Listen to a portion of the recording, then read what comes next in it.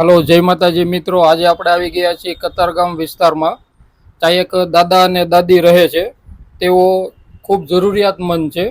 તો અમારા ગ્રુપ દ્વારા થોડી રાશન કીટની સહાય આપવામાં આવેલી છે. અને આ રાશન કીટના સહભાગીદાર છે રઘુવીરભાઈ માધાભાઈ વળિયા મોવાવાળા, જેઓએ આ રાશન કીટમાં સારી એવી સહાય કરેલી છે.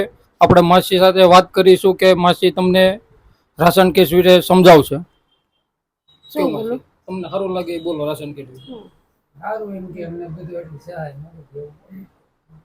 અમને સારી સહાય આપી છે ભાઈએ ને સારી મદદ કરી છે.